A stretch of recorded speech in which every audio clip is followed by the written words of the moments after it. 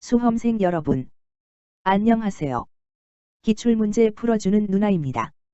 오늘은 행정법 기출 예상 지문 OX 메일 테스트 28일차입니다. 이제 시작하겠습니다. 271번 도시계획구역 내 생산 녹지로 답인 토지에 대하여 종교회관 건립을 이용 목적으로 하는 토지거래계약의 허가를 받으면서 담당 공무원이 관련 법규상 허용된다 하여 이를 신뢰하고 건축 준비를 하였으나 그 후 다른 사유를 들어 토지형 질변경 허가 신청을 불허가한 것은 신뢰보호 원칙에 반하지 않는다. 정답은 X입니다. 해설 종교법인이 도시계획구역 내 생산 녹지로 답인 토지에 대하여 종교회관 건립을 이용 목적으로 하는 토지거래계약의 허가를 받으면서 담당 공무원이 관련 법규상 허용된다 하여 이를 신뢰하고 건축 준비를 하였으나 그 후 당해 지방자치단체장이 다른 사유를 들어 토지형 질변경 허가 신청을 불허가한 것이 신뢰보호 원칙에 반한다. 272번 종교법인이 도시계획구역 내 생산 녹지로 답인 토지에 대하여 종교회관 건립을 이용 목적으로 하는 토지거래계약의 허가를 받으면서 담당 공무원이 관련 법규상 허용된다 하여 이를 신뢰하고 건축 준비를 하였으나 그 후 토지형 질변경 허가 신청을 불허가한 것은 신뢰보호의 원칙에 위반된다. 정답은 O입니다. 해설 271번 해설 참조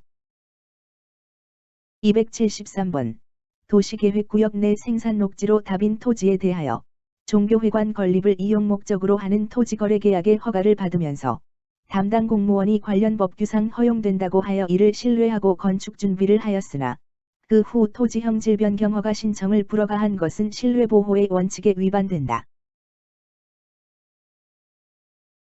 정답은 O입니다. 해설 271번 해설 참조 274번 신뢰보호 원칙의 성립 요건인 공적인 견해의 표명은 행정조직법상 권한을 가진 처분청에 의해 행해져야 하며 처분청이 아니 다른 기관에 의해 행해진 경우에는 신뢰보호의 대상이 될 수 없다. 정답은 X입니다. 해설 보건사회부 장관의 국세 및 지방세 비과세에 대한 견해 표명을 당해 과세관청에 그것과 동일시할 여지가 있다고 판단한 사례. 과세관청의 공적인 견해 표명은 원칙적으로 일정한 책임 있는 지위에 있는 세무공무원에 의하여 이루어짐을 요하나 보건사회부 장관이 의료 취약지 병원 설립 운영자 신청 공고를 하면서 국세 및 지방세를 비과세하겠다고 발표하였고 그 후 내무부 장관이나 시도지사가 도 또는 시군에 대하여 지방세 감면 조례 제정을 지시하여 그 조례에 대한 승인의 의사를 미리 표명하였다면 보건사회부 장관에 의하여 이루어진 위 비과세의 견해 표명은 당해 과세관청의 그것과 마찬가지로 볼 여지가 충분하다고 할 것이고 또한 납세자로서는 위와 같은 정부의 일정한 절차를 거친 공고에 대하여서는 보다 고도의 신뢰를 갖는 것이 일반적이라고 판단한 사례. 275번 법령 개정에 대한 신뢰와 관련하여 법령에 따른 개인의 행위가 국가에 의하여 일정한 방향으로 유인된 경우에 특별히 보호 가치가 있는 신뢰이익이 인정될 수 있다. 정답은 O입니다. 해설 개인의 신뢰이익에 대한 보호 가치는 첫째, 법령에 따른 개인의 행위가 국가에 의하여 일정 방향으로 유인된 신뢰의 행사인지 둘째, 아니면 단지 법률이 부여한 기회를 활용한 것으로서 원칙적으로 사적 위험 부담의 범위에 속하는 것인지 여부에 따라 달라진다. 만일 법률에 따른 개인의 행위가 단지 법률이 반사적으로 부여하는 기회의 활용을 넘어서 국가에 의하여 일정 방향으로 유인된 것이라면 특별히 보호 가치가 있는 신뢰이익이 인정될 수 있고 원칙적으로 개인의 신뢰보호가 국가의 법률 개정 이익에 우선된다고 볼 여지가 있다. 276번 법률에 따른 개인의 행위가 국가에 의하여 일정 방향으로 유인된 신뢰의 행사가 아니라 단지 법률이 부여한 기회를 활용한 것이라 하더라도 신뢰보호의 이익이 인정된다. 정답은 X입니다. 해설 법률에 따른 개인의 행위가 국가에 의하여 일정 방향으로 유인된 신뢰의 행사가 아니라 단지 법률이 부여한 기회를 활용한 것인 경우에는 신뢰보호의 이익이 인정되지 않는다. 277번. 판례는 선행 조치를 공적인 견해 표명에 한정하고 있다. 정답은 O입니다. 해설. 행정청의 행위에 대하여 신뢰보호의 원칙이 적용되기 위한 요건.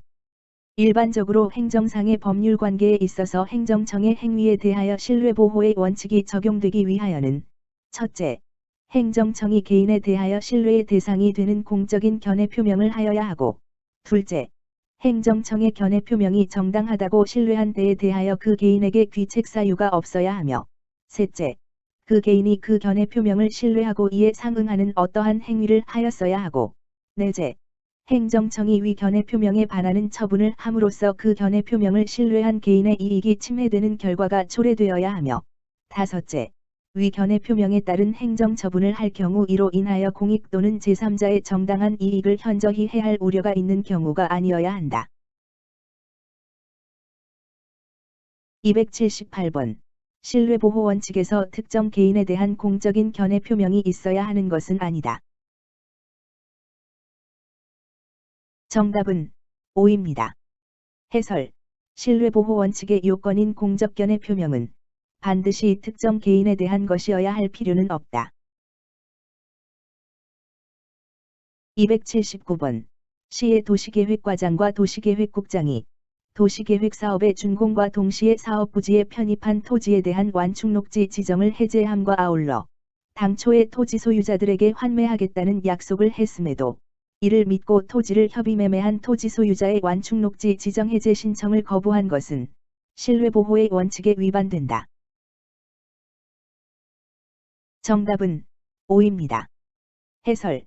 시의 도시계획과장과 도시계획국장이 도시계획 사업의 준공과 동시에 사업부지에 편입한 토지에 대한 완충녹지 지정을 해제함과 아울러 당초의 토지 소유자들에게 환매하겠다는 약속을 했음에도 이를 믿고 토지를 협의매매한 토지 소유자의 완충녹지 지정 해제 신청을 거부한 것은 행정상 신뢰보호의 원칙을 위반하거나 재량권을 일탈 남용한 위법한 처분이라고 한 사례. 280번.